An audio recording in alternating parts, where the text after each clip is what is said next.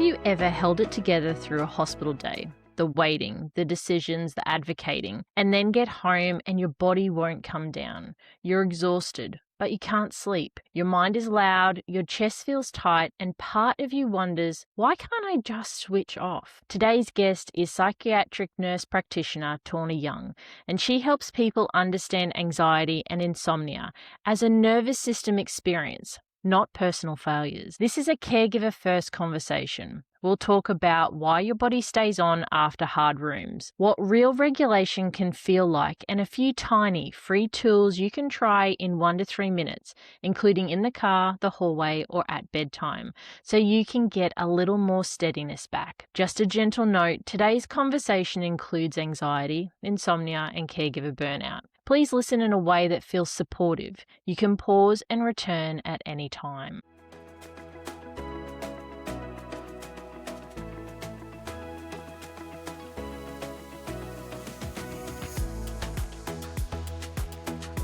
If you're tired of holding it together in hard rooms, appointments, hospital days, and service systems, and then crashing afterwards, you're in the right place. Hi, lovely. Caregiver to caregiver, I'm really glad you're here. I'm Michelle. As a caregiver and advocate, I know firsthand what it's like to become the walking medical encyclopedia, to fight for continuity so you don't have to repeat your story, and to leave the room thinking, I should have said that differently. No pressure, no perfect routines, and no toxic positivity. Just one gentle reset and one practical next step so you can have calmer days, clearer words, and advocate without self-abandoning. If you'd like a gentle place to hold gratitude and truth together, you can download my free gratitude journal. It's linked in the show notes. No pressure, just there if it supports you.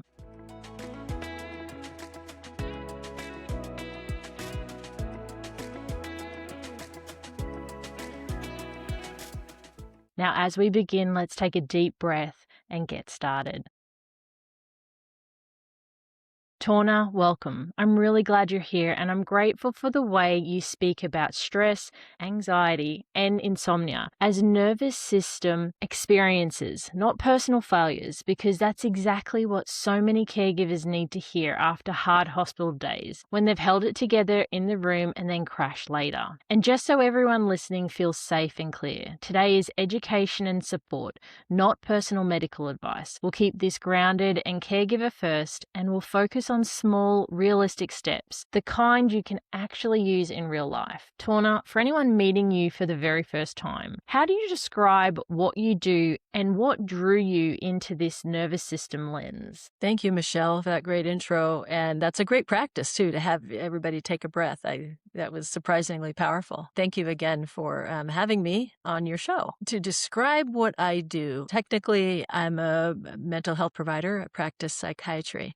But what drew me into conversations like this, actually what drew me into psychiatry, like I never really intended to end up in psychiatry. It was the mind-body connection, I think, that is what really spoke to me. I can't even believe I'm about to say this out loud, to be like on the physical side of things, right? You can't really compartmentalize them. I quickly learned that was very much a layperson, even way of thinking. You can't separate the two. The physical experiences and the emotional experiences are so tied. And what part of my work with Nirvana is intended to address that exact thing. The fact that even though there's an intellectual knowledge of what the emotional experience should be, the body doesn't always get that memo, which is something that caregivers in particular, like they wrote the book on that, like they know that better than anybody. And I think that it was that realization that eventually led to my work in psychiatry. I really like how you just talked about the fact that they're not two separate sections of a person, that what is occurring in the body is part of the mind and what is a part of the mind is part of the body. I think that's really powerful for people to actually hear that it's not two different parts. And if they are experiencing where those two parts are being separated and not linked as a harmonious, holistic approach, that's something that they can use to start a conversation. I was wondering, was there a moment in your clinical work where you realized we keep treating thoughts, but the body is carrying so much of everything as well? I would say it's not just people who are stupid that have anxiety. You know what I mean?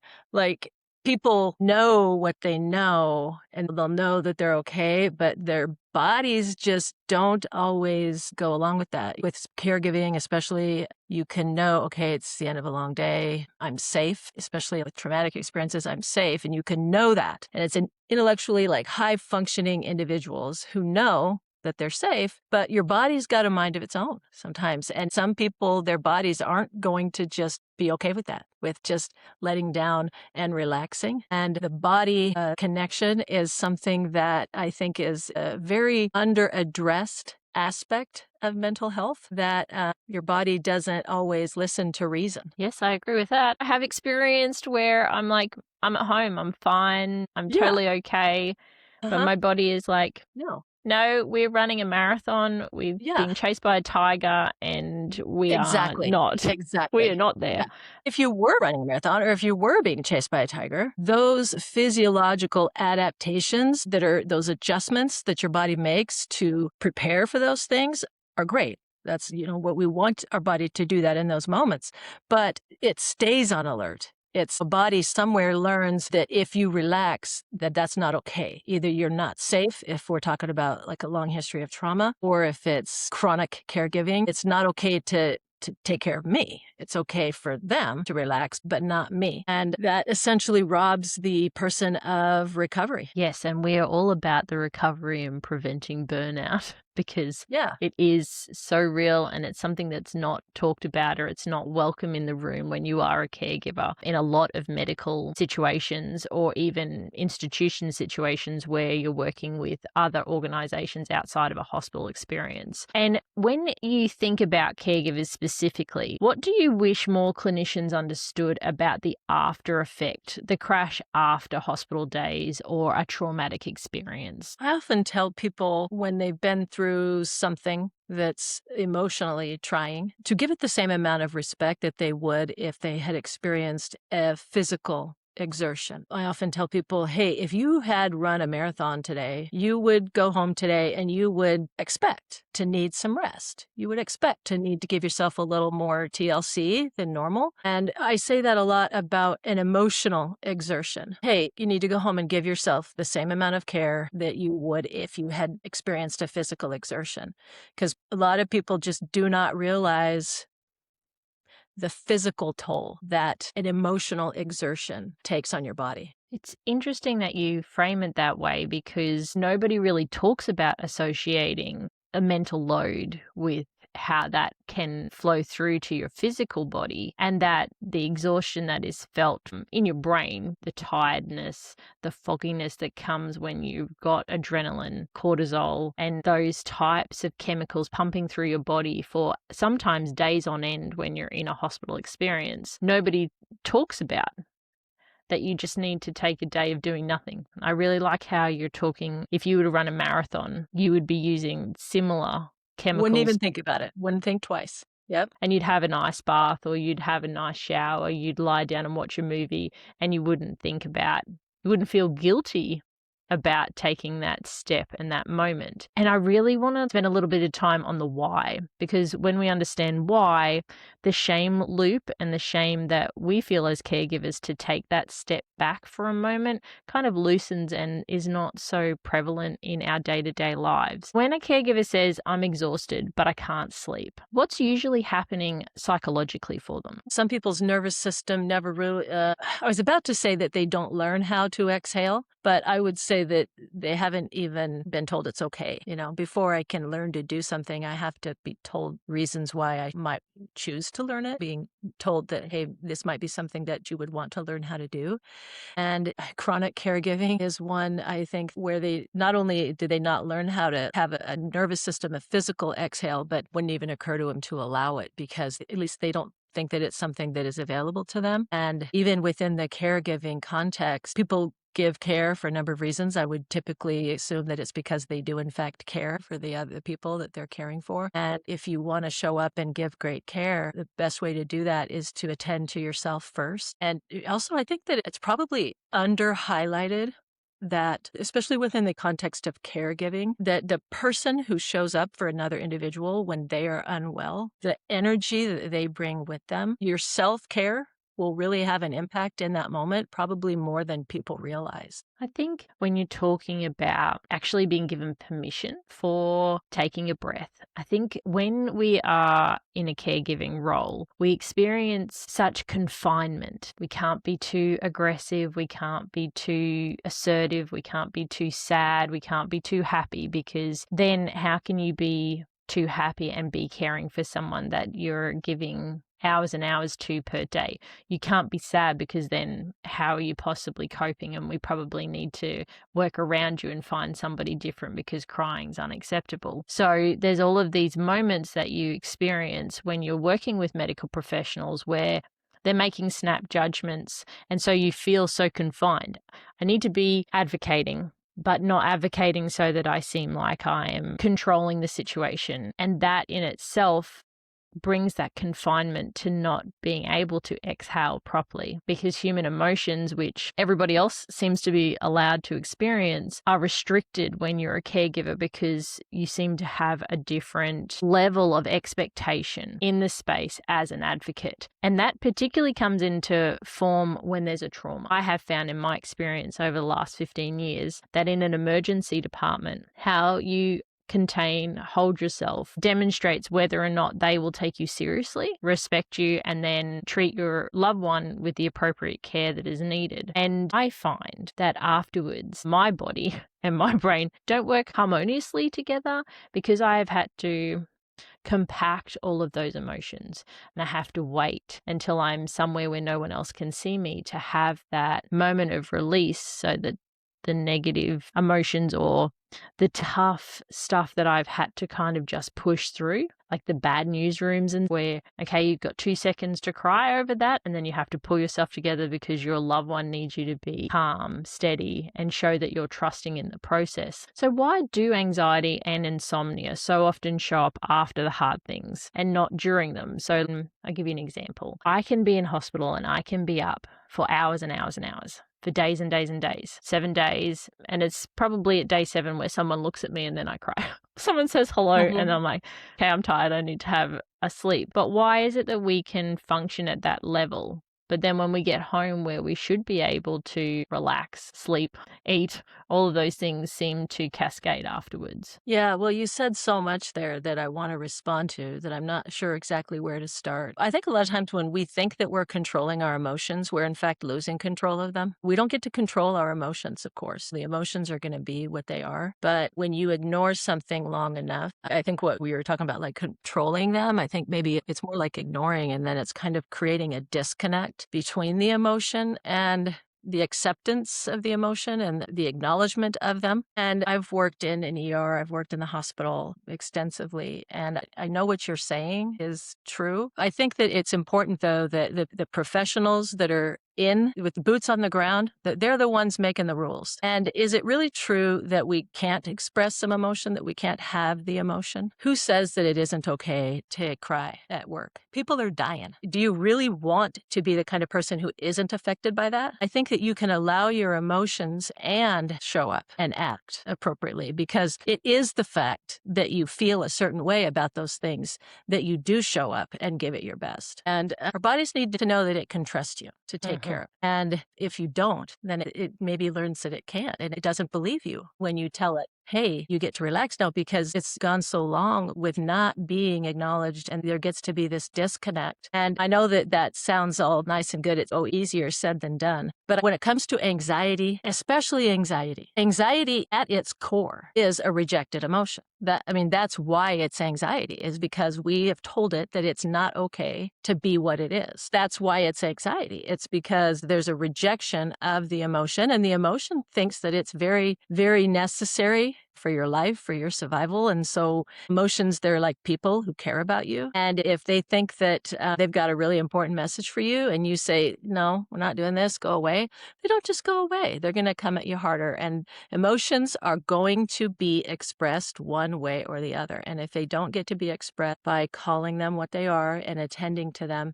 then they're going to come out in other ways. They're going to come out physically. They're going to come out in your body. They're going to come out in expressions in other ways that you deem appropriate, like aggression. And some of them are perfectly fine, like running and some physical aggressions in sports and stuff. But I think that maybe, especially in healthcare, in stressful environments such as the hospital, maybe it would be worthwhile if expressions of emotions are a little more normalized. That would be nice to be able to just be human. Yeah. I mean, how are you supposed to feel when some of these horrible things that happen that you see in the ER? It is heartbreaking, and you don't want to be someone who isn't feeling of that. So, I mean, I understand. I've been there. I've worked in the ER. I've seen a lot of really hard stuff. And when I was in an ER, there was a supervisor that had some emotional wisdom. In the ER that I worked in, I have never heard how many curse words people could say in the same sentence.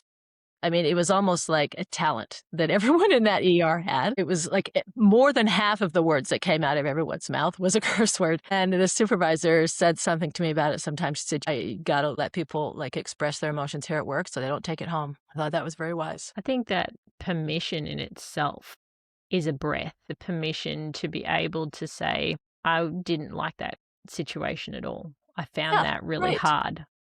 Yeah. That pushed me to my limits, and I need a moment, because so often we talk about family caregivers, those who are not on the front line and generally don't have medical background. They step into a role because it's necessary. And then we have the caregivers who are on the front line, our nurses, our doctors, our medical professionals who are doing this day to day. And so often you hear about the fact that when they lose a patient, there is no time for them to grieve in that moment. They have to move on to the next trauma coming in. They have to wait till the end of the day or the next day or whenever the briefing may be for that situation. And that's hard to watch as a caregiver coming into that space, to not see them being able to have a moment before they have to go and tackle the next trauma that they're experiencing. So it is very much on both sides of the equation where there isn't space really for either type of caregiver to have appropriate emotions in those spaces. And through this journey of hosting this podcast, I've had the privilege of meeting a number of medical professionals who are trying to change that specific element for caregivers in both aspects. And I really wanted to ask about, what does a nervous system that switches continually on actually feel like in the body? And what are the most common signs that you see that this is actually a state of nervous system dysfunction? Well, I think you nailed it earlier when you said going home after a long, stressful day and, hey, I'm home now. I can relax and it's time to sleep. And I am in fact tired, but then not being able to let down and have that exhale. That's a sign that it's stuck on. And that is an appropriate signal to see as a sign, okay, I need to learn some strategies that will allow like the nervous system regulation. And it's probably useful to define what nervous system regulation is. And I think we could define it simply, and I'd be interested to know how you would define it. But I think that it's when the mind and body are getting the same message. When, hey, I'm safe, I can relax now. And your body also understands that. I think that's nervous system regulation, is when the body gets the memo from that the mind has told it. I agree that when it is dysfunctional, that doesn't matter how much mental gymnastics you do, you feel like your heart is racing, you don't feel safe, you can't seem to find a space where you feel like you can sit still. Even when you're trying to watch a movie, when your focus is not being able to stay, you're wanting to look for other things. These are like small moments of something is disconnected here. I completely agree with when your nervous system is calm and is actually in alignment, both your brain and your body have a harmonious connection. And there isn't this, something is still not right. You actually do have a moment of, I call it clarity, of calm clarity in your body. I feel like there are so many different ways of wording what that feels like. And I think it's important for us to share that, because one way might resonate with one caregiver and your way will resonate with another person. And so caregivers are often monitoring everything: symptoms, appointments, tone of the room, whether or not they're being judged, whether or not the one that they're caring for is receiving appropriate care. Like the basic things, like have they been bathed? Did someone offer to clean their teeth? And how does the hyper-aware vigilance of they're not talking the way they should be, or there's a change in atmosphere in the room, okay, we might be going to have a meltdown. How does that constant vigilance impact caregivers with sleep and anxiety? Because they're always on. And I always say I'm always on in my sleep too, because Yeah. beeping machines or anything like that, you're on all the time. So how does that hypervigilance impact sleep and anxiety? Well, the brain ends up kind of forming a bias against relaxation. It just doesn't accept it. It doesn't allow it and doesn't think that it's okay. That, hey, if I relax, something bad's going to happen. And that's what people will end up believing in their body, even though in their mind they know something's different. But that's kind of the assumption or the bias that the body will form. But I'm curious because I remember when I worked in the hospital and feeling that way at times. But what I noticed at those times, and I'm interested to know if it was the same for you. I actually found that what I thought was hypervigilance was actually the opposite of that, was hypovigilance. One time I was mortified that I actually didn't even hear a code blue. It wasn't my patient. But if there's a code blue on the floor, you need to do CPR. Someone's dying. And the whole floor, hey, code blue in room 612 or whatever. And I didn't hear it. I'd gotten so listening for certain things that I ended up not hearing other things. And that was the time when I realized, okay, I need to kind of re-educate my personal alarm system so that I am appropriately prioritizing and deprioritizing the sensory input that's coming in. Do you find that to be the case? So you get so attuned to the person you're caring for. You get so attuned to their sounds, their machines, what their warning signal is before the crash kind of happens, that something that would probably cause alarm in somebody else, you're like, okay, it's just part of Didn't even hear it. Yeah, and you just miss those moments. And particularly in my situation where there are 4 different medical profiles, I've had to readjust and relearn to pick up the things that wouldn't have been an issue, or they weren't an alarm bell situation, but now they are with a new person. And so you do find that you have to adjust. And it takes that moment where the crisis starts and you've missed it to then go, I need to take a moment. Why did I not pick that up? How did I miss that? It's constantly tweaking where you are, I find. Like you constantly have to be readjusting because your loved ones seem to like to change on a regular basis, because who wants a standardized set of requirements? And so you're right. You do find that there are things your body doesn't register, or your body is just not picking up in those moments. So I would agree that there is the hypervigilance in the spaces where you're like hyper-focused, and then there are areas where you're hypovigilance, where you're not picking up on the things that are normal. Like somebody who's never experienced that level of trauma or been in that situation, that they would be like, oh my God, what is happening? How do we manage? And freaking out in that situation. Yeah, and how do I respond to all these? Because the alarm's always going off. Like alarm fatigue is a thing for caregivers because you've got alarms going off over nothing. And then alarms that are in fact something I didn't even hear anymore because my personal alarm system was off. And like I said, that is something that we can re-educate, but it does take some intention, some thought. And I really love what you did, just taking a breath, and little things like that can be so powerful. In those moments of high trauma, where my brain would flick off because I went into a panic mode myself, particularly if we have a situation where a medical professional is like, oh no, it's this. And it's like, no, that's not what's happening. But then trying to find words when it's been dismissed to stay in a calm, neutral space. I always found that doing a form of breathing, trying to regulate my vagus nerve, nobody knew that I was doing it, grounding, so that I could stay that calm, respectful, intelligent person who was advocating in the right way, because there is a right and a wrong way. Unfortunately, we do find that in those situations, 90 seconds of breathing,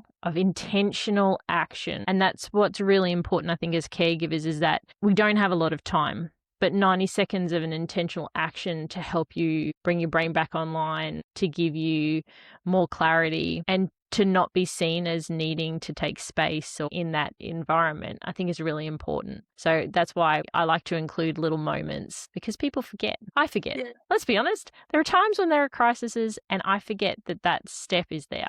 And I think we sometimes forget that, okay, this isn't a crisis. Sometimes the patient is upset and they think it's a crisis, but but it isn't. And we get to be the ones to determine when those moments are. I would love to see more people in healthcare making it okay to attend to yourselves as humans. When I was working in the hospital, there was one particular nurse who he worked a lot by choice. He would work an 18-hour shift and he would do that like 4 days in a row. And he was always quite calm. And one time I talked to him about it, I asked him, I was like, I don't know if I could do that. Like I can do an 18-hour, but then to just turn around and do it again the next day, I said, how do you do that? Because he would do it multiple days. And he said he was holding like a bag of IV fluids, like several of them. He had like things in his hand. And he said, if I feel hungry, or if I need to go to the bathroom, or if I'm thirsty, I look around and I say, is anyone dying? And if I say no, and he dropped him, he says, I go. And he dropped him on the counter. And I thought that was very wise. And his ability to do that is what made it so that he didn't need as much of a recovery between. And what I really appreciated is that he told me that. He shared with me the importance of his own personal care. And that really had an impact on me. That was early in my work as a nurse when I was a nurse. And I would love to see more people make it okay to attend to yourself so that their coworkers know that. Instead of going and hiding and taking that breath secretly, let other people know that that's what you're doing. So they know it's okay for them to do it too. I think it's really important because it reframes that as a load, not a failure. Like you're choosing to change the load, and it's not a failure that you need to go to the toilet or you need to stop and have a breath or you need to eat something to fuel your body. And I really think that that provides such an exhale in itself to put words to the fact that it's load, not failure. You're just attending to the load that you're dealing with day to day. And when you hear people say nervous system regulation, it can sound really abstract because in real life, can you talk to us about what does regulated enough feel like? Not perfection, just enough. I think acceptance is a word that comes to mind. Accepting that you are human and accepting your feelings and emotions as they are and not something that needs to be controlled or that some are okay and some aren't. And I think that it's also useful to recognize what does that mean? If I accept my emotions as they are, it doesn't mean that I'm going to go around being a crazy person yelling and acting out all the time. Now, that's what happens when you don't attend to them and they boil over sometimes. I can feel and still behave appropriately according to my values. And so for me, part of regulating is accepting, it's a giving up of control rather than clinging to control. I like how you phrased it as control in the sense that you're giving yourself permission. Yeah. Rather than, I really like that because for caregivers, what would a realistic goal be? Is it calm or is it something else? Like, what is the control for? Like, what's the aim? That's a good question. I think that congruence maybe is acting in alignment with what is true. And it may be calm. Acceptance has been a really big important piece for me in my own career. This may be a bit of a stretch out of the conversation, but for me, this was very key to my career. Accepting myself also first, but also accepting them, the person, as I don't know that they shouldn't be in the hospital right then. Like, I don't know that something bad happened to them. Like, that is their task, is that they're going to have, their task is to have this illness right now, to have this struggle right now. And I respect that. I respect other people's paths and other people's lives and tasks. It's not a judgment. I'd say it's the lack of it. And my task is to show up for them and support them in that. I think that's massive because there's so often, especially in relationships outside of a caregiver's space, where we can't talk about what's going on. There isn't that acceptance because somebody else can't manage it. So when we find a soul who is okay with us just being real with what's going on so that it can be accepted and acknowledged but not fixed. So for example, today was a really hard day and that's okay for it to be a really hard day. And I feel teary because it was a hard day, and then that be okay and not feel like you can't be raw. And that in a caregiving world is hard to find sometimes because when they don't live it and they can't understand it or it's too much, there's that loneliness that comes up. And I think using the word acceptance isn't putting parameters on how you accept that. You're not Yeah. giving like, you have to do this and it has to be this lane. I refer to it as like a river, banks and water that ebb and flow. They grow and they shrink depending on the Yeah. moment in your life. That's compassion and boundaries. So it kind of flows in that natural state. And without one, you can't have the other because it would be chaos. And let's not mistake the role of caregiving as fixing. If you think like we're not fixers. There's only Jesus gets to save people. The world already has a Jesus, whether you believe in Jesus or not. Everybody gets the concept. Caregiving is not Jesusing. It's caring and doing what you can to support an individual in that moment. It's not to necessarily take it from them or to show up for it and try to convince them that they should feel differently or try to make them feel differently or to take it from them. It belongs to them. And we need to respect other people's paths also. And it's such a beautiful thing to be that caregiver who can show up and just be okay with you being like at your ugliest. And someone who doesn't try to take it, who's just there with you in that moment and accepting you as you are in that moment and not making it about them. Caregiving is an art form that I think it takes some intention to learn how to do it in a way that is actually helpful and good for both parties, good for you and them. And I think that's a real balancing act for each person because in the journey, there are some loved ones who can't express gratitude, who don't have the capacity to explain or demonstrate what it means for the person to come in as a caregiver. And then it's hard for the caregiver to also express how they feel in those moments, especially when things are tough. And I think that that's really important, that there is no judgment about the person that you're caring for. They're in the state that they're in and you're there holding space for them to be and express and to do it in a way that hopefully is safe. But sometimes that's not always the case. And so being able to be in that environment and hold ground without the judgment that comes from, for example, a meltdown. Say you're in public, most of the people are judging. You should have better control, just punish them, and they're not understanding. So to be able to hold space and to not feel embarrassed or concerned or wanting to control or get them out of the situation, that is a real art form, as you put it. And I think that's really important. And before we keep going, I really like to take a tiny pause. And if it feels okay for our listeners and for you, I just want to do one real slow exhale, unclenching our jaw and just looking around the room for neutral details, color, shape, or light.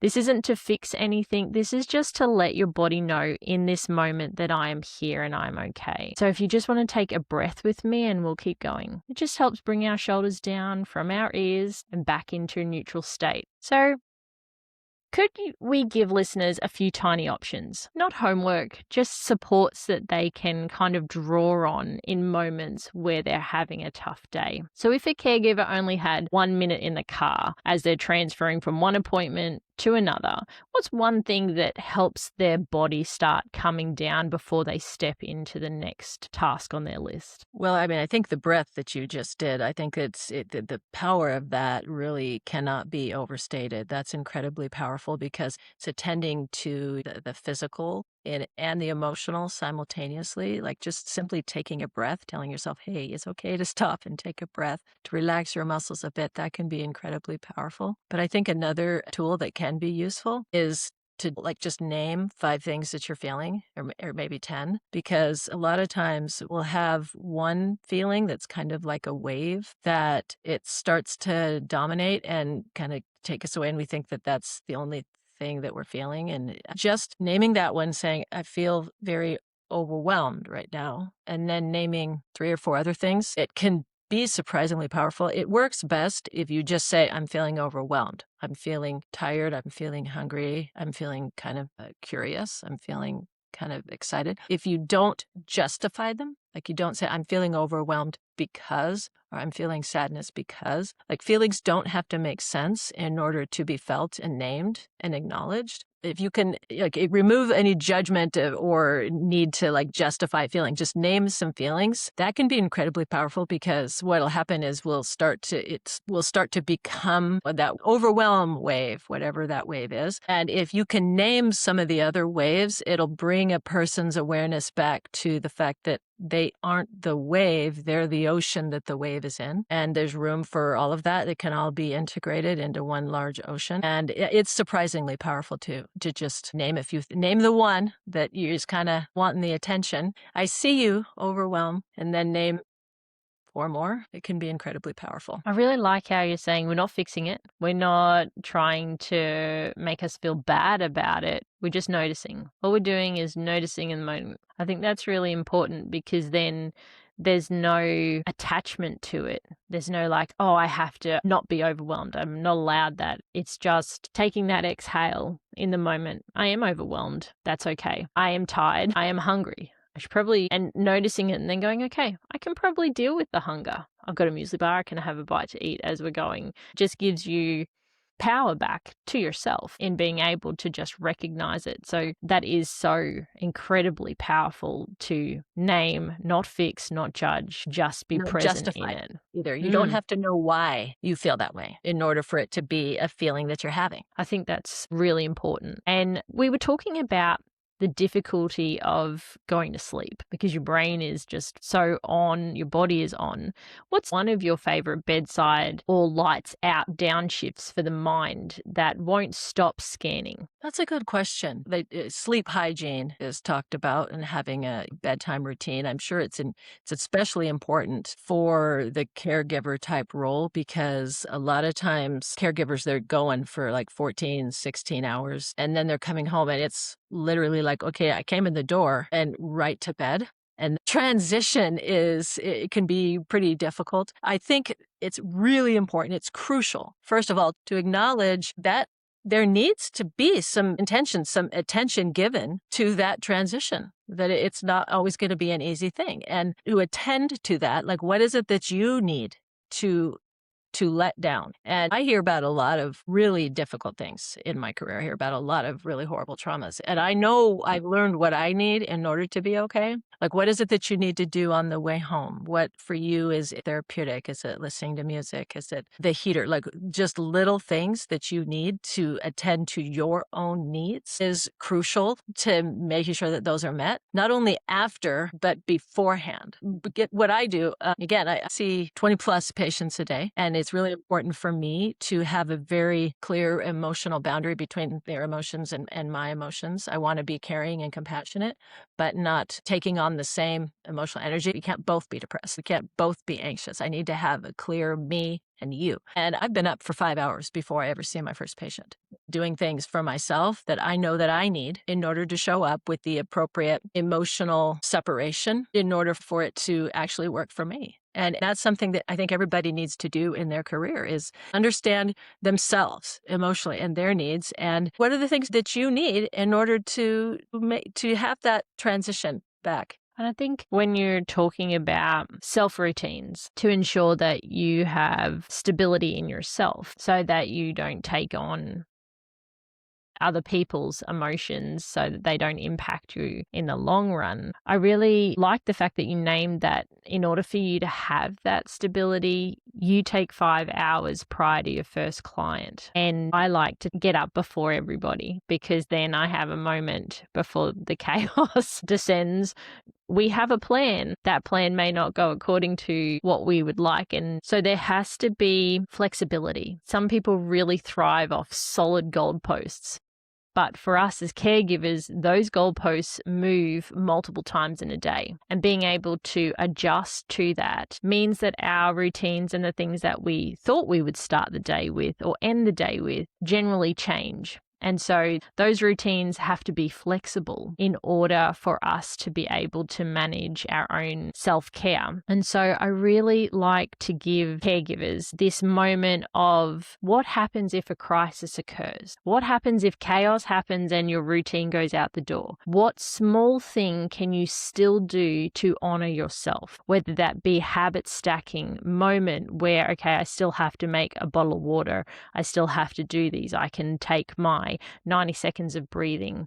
I may not be able to do my journaling, or I might not be able to listen to my music right now, but what can I do in this habit stacking moment? So I think that's really important to acknowledge the importance of what you're talking about. That sets them up to win with flexibility in the roles that we run. And for caregivers who've been holding their breath all day without really noticing that they're breathing all the way up here, what's a gentle way for them to reconnect to their body if they're not conscious of the fact that they've been doing this? I think that the problem that we're talking about is getting to the point is what happens when you've not been listening to your body and not allowing yourself to have needs a long time. I think it was Epictetus who said that kind of a happy life, a successful life hinges upon the ability of each of us to match each situation with the appropriate inner resource. This situation needs flexibility from me. This situation needs resilience. This situation is requiring patience from me. And so to be able to, like, if you're recognizing, okay, I'm getting upset at work a lot, and recognizing, well, what is the inner resource that I'm having a hard time drawing from in those moments? And maybe it's flexibility. Maybe it's just endurance. And sometimes I need to cultivate and I need to choose a more flexible approach to my career. Or maybe I need to acknowledge that I'm asking too much of myself and I need to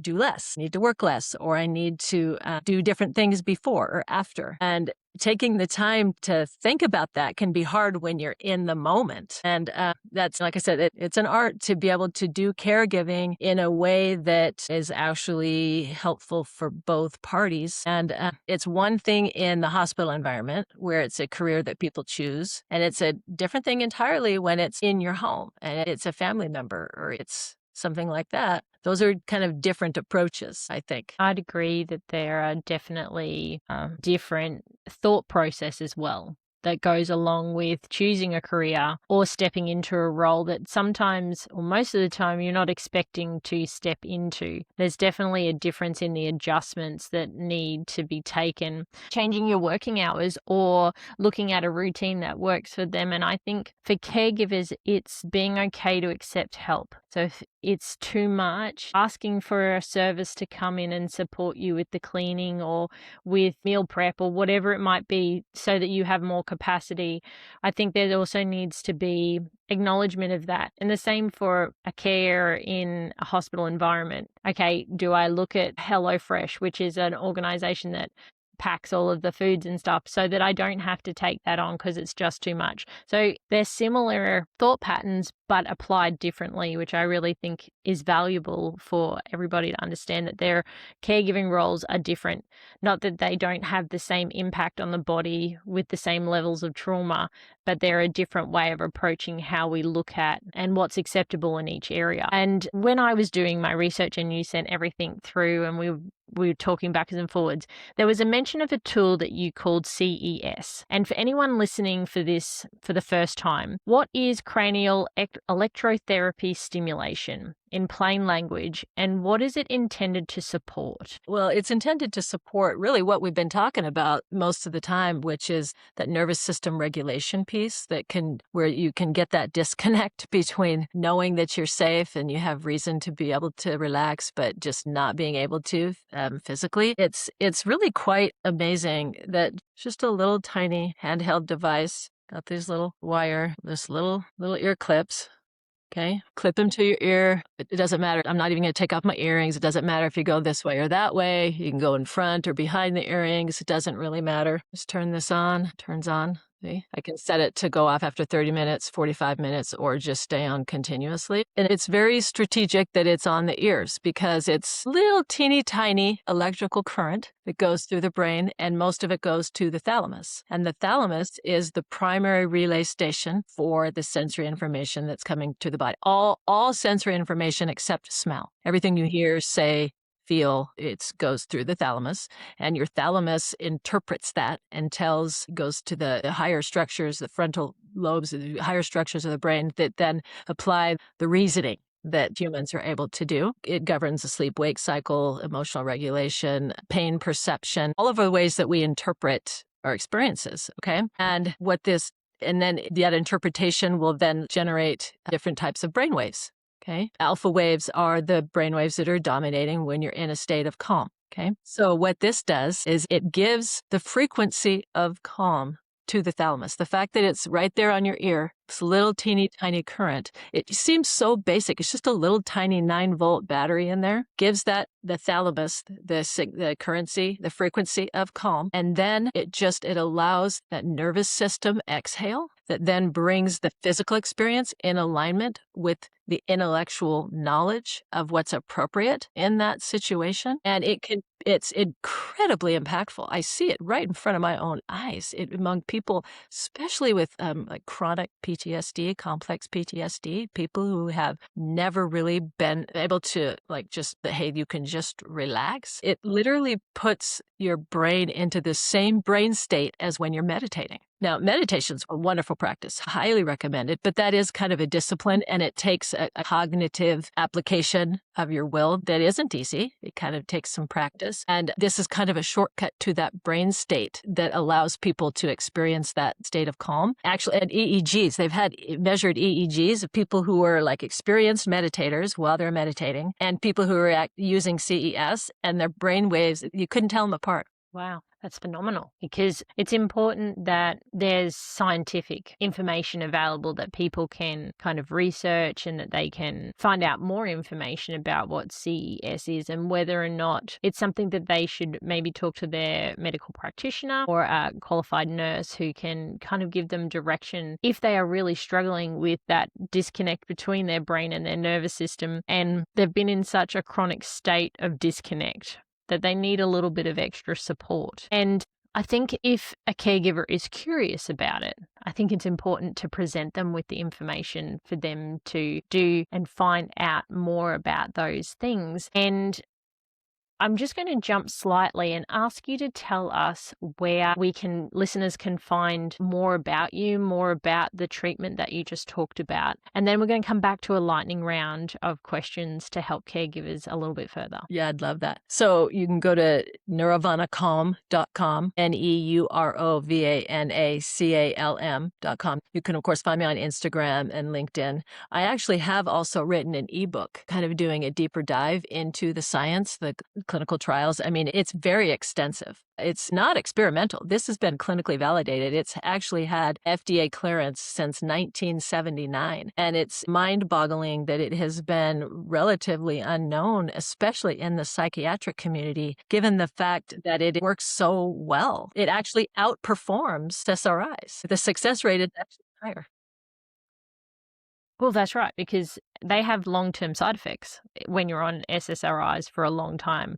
So it is very unusual when you hear about something that is not mainstream knowledge that could potentially not require medication to be administered if it's not necessary. So I really think that the access to the clinical information and your ebook would provide additional support for people who are curious about this process. And I will include all of your links in the show notes so that people don't have to remember the spelling. They can come back to it any time, and they can go backwards and forwards and reach out if this is something that they're interested in.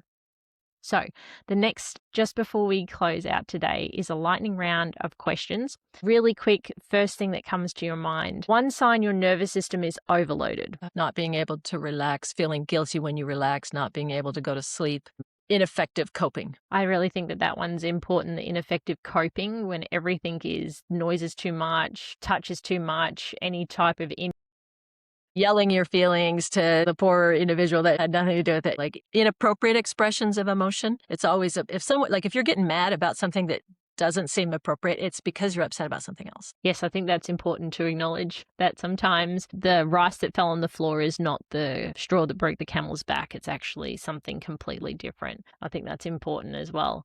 What would be one 30-second reset you'd want every caregiver to know? I love the breath thing that you did. Naming your emotions can be incredibly impactful. Think about that for a minute. Music can be very powerful. Putting getting in touch with nature somehow, even if it's just taking your shoes off and feeling your feet on the ground, connecting to nature. I think those are the first thing that comes to mind. I really like the nature one. I always feel grounded and connected when I get a chance to be even just in my garden with the greenery if that's all I can manage. And I think another thing would be do something to change your physical state. Just anything. Go be cold, be warm, jump up and down for a minute. Like just whatever physical state you're in, make a change to that in some way. If you can have it, even put your hands in warm water, just some kind of change to your physical state can be useful. Sentence you'd say to the caregiver who feels like they're failing. Are you sure? Just because it's hard, it doesn't mean you're doing it wrong. I think that's really beautiful. Are you sure? It just gives you a pause. I like that a lot.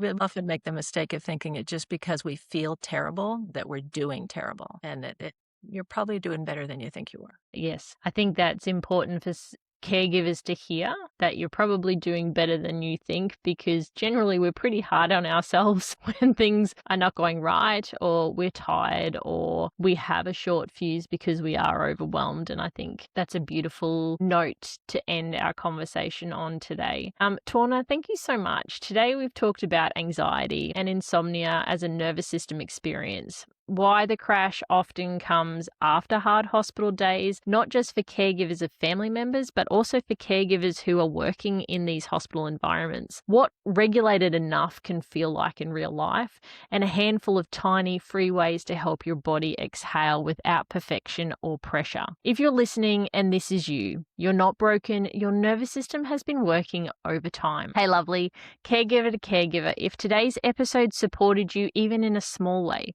would you share it with another caregiver who's holding it together in hard rooms like this too? And if you have a quick moment, leaving a review on Apple Podcast really helps this reach more caregivers who need calmer days, clearer words, and practical support. I'll see you right back here next time for another episode. I'm Michelle, and this is Nervous System Reset for caregivers. No pressure, no perfect routines, and no toxic positivity. Just one gentle reset and one practical next step. Until next time, take gentle care of your radiant moments and of yourself.